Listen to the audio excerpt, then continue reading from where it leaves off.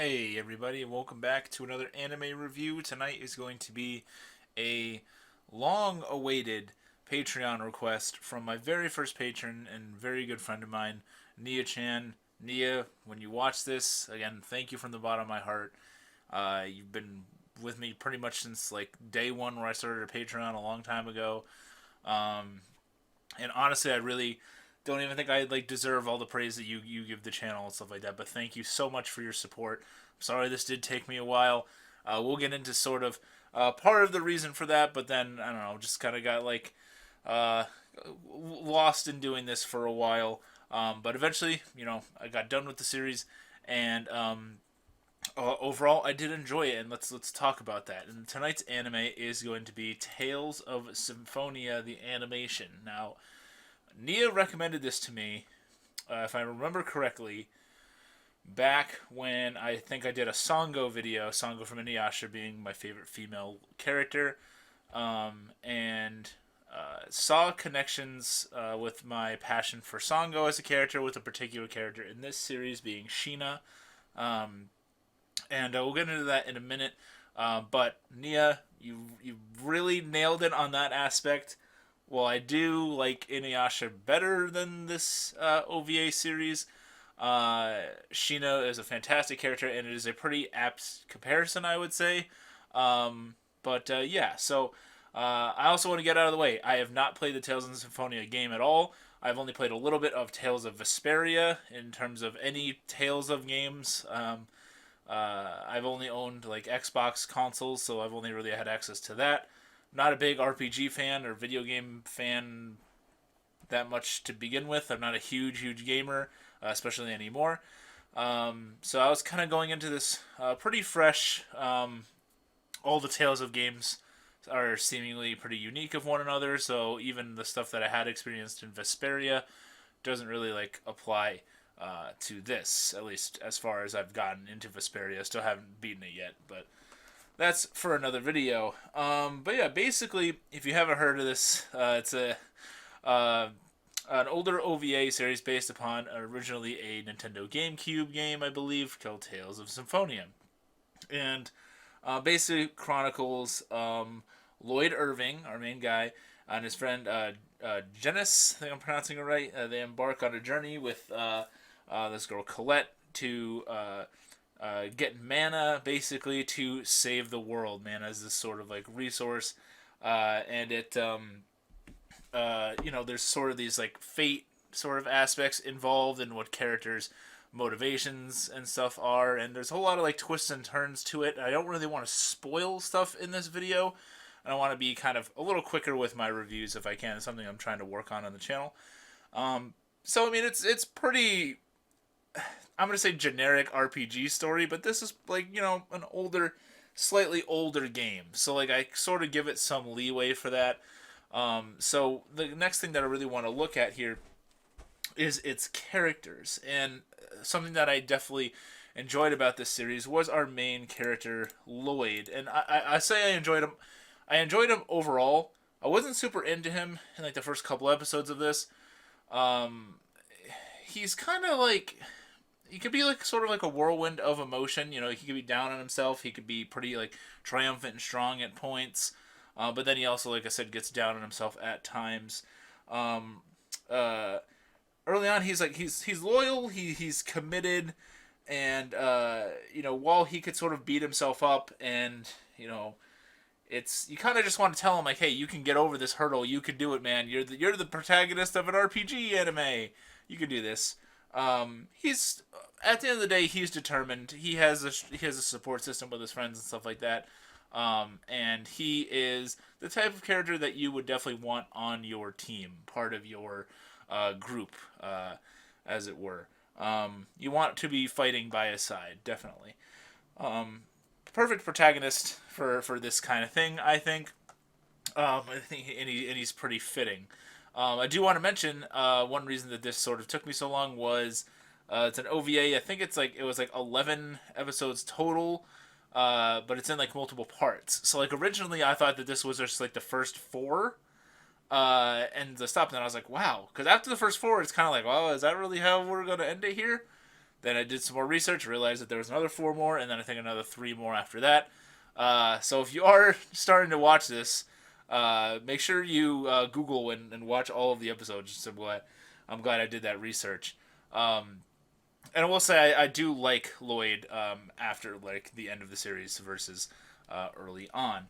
And another character that I was very interested in was Kratos. The much more quiet, sort of stoic, strong swordsman type guy. Has some interesting sort of fights in the series.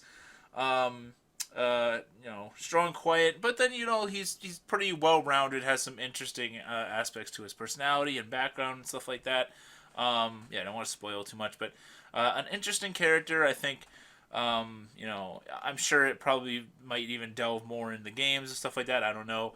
Let me know down below. I'm curious on the comparison between like character backstories and stuff between the games and the OVA. If one had more than the other, vice versa, or whatever. But overall, definitely best character, and Nia called it, is Sheena. Oh, is Sheena. The screen didn't want to have her for a second. Sheena is fantastic. She is, the strong female character that I want. She's, the cool purple aesthetic that I like a whole lot. Very similar to Sangha from Inuyasha. She has this little like animal friend, Corinne, I think. Is it Corinne?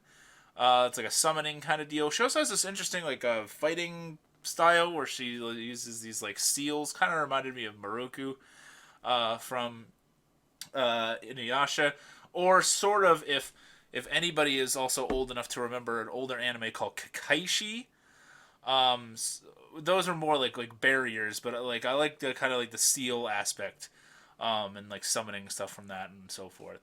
But yeah, Sheena, very interesting character, pretty well rounded. I would say she's like this ninja type person, and has an interesting sort of connection to this overall mission, regarding the mana and like the different worlds and stuff like that. And could she goes down this like interesting avenue where like she has opportunities to sort of be a bad person, and chooses to be a good person overall and try to work toward, not necessarily taking the easy way to working toward a common goal with the main cast. And I thought that was really interesting. I like her a whole lot. Very much Sango aesthetic. Sango's still better, in my opinion, but Sheena, pretty interesting. The animation of this was awesome. This was, I believe, was it Tight Moon? The same guys that were doing Fate. Hold on, let me make sure that let me fact check myself here. If not Tight Moon, it is definitely one of the studios that they have worked with. Tales and Symphonia. I want to make sure I get this right. Tales and Symphonia.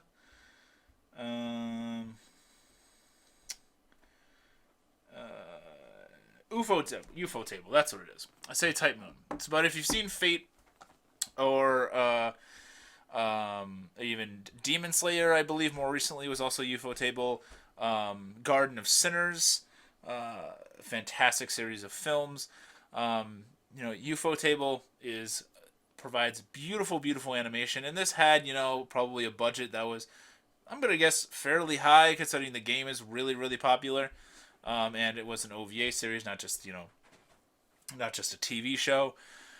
Every episode is like 30 to like 45 minutes of pretty solid animation. I do want to mention like one thing that I don't really like, and there isn't a lot that I have like bad to say about this, but one kind of big thing is like, well, the anime like looks good, and while like some of the action is good looking, the action, especially early on, can be pretty short. Like there's not a ton of like super memorable fights. I don't think in this, and I don't know if they were just trying to like push you to go toward the game, but I don't know. I feel like there just could have been some like better fights. Like I don't picture a lot of like when I think of like cool fights in anime, I picture like back in my uh, early days of watching YouTube videos, which would be like Naruto OVAs, because you just had so many cool action sequences that you could just put like any song to. And this anime, I don't think that there's a lot of fights like that. There are better ones as the series progresses, but it wasn't horrible. It just I don't think it was very great, especially for like how good it looked. Like it kind of like I mentioned, like Demon Slayer. Like Demon Slayer, like well, this like overall does like a better job. It's also like a pretty complete wrapped up story, especially compared to Demon Slayer's anime. This was, you know, it didn't have like a fight like the guy in Demon Slayer fight with the spider dude. Like it just didn't have that. Um, I think that the spotlight could have been shared between Lloyd and Colette a little more. Colette kind of goes into the background for like a little while in this series for sort of plot reasons. But well, I like Lloyd, but I don't know. I wanted to sort of like Colette more. I didn't really have like reason to like dislike Colette. I just feel like she wasn't given a whole lot of spotlight here. And yeah, I mean it's just a very much video game aesthetic, and I'm not a huge gamer. And I know that shouldn't be a negative on this, but it's just my personal opinion. Like I don't think I would watch this again, which is why I'm going to recommend to stream this rather than buy it. I think if you are I think if you're a fan of the games and you've never seen this, you're going to absolutely love it. If you're like me and you're completely alien to the universe and everything like that, at least give it a stream because I think there are some valuable things here. There's some interesting characters. There are some fairly cool fights. There's some cool animation and some pretty good music going on. So it is visually very appealing. Uh, and it's really not a bad story. It's just sort of like, it's this cool journey kind of deal. It just you feel like you've heard it a few times before, but at least it's not this like isekai guy gets sucked into a smartphone anime or something like that, I guess. But yeah, I thought it was okay, but I do recommend that you at least give it a stream before you buy it. I also imagine that it's probably a very expensive purchase because I think it's an Aniplex release. But yeah, let me know what you guys thought about the Tales in Symphonia anime down below. Nia, I can't thank you enough for all the support that you've done for me and the channel and everything like that. Thank you so much. And also thanks to my other patrons. Anybody who has supported the channel in the past, thank you so much. I'll link the Patreon down below.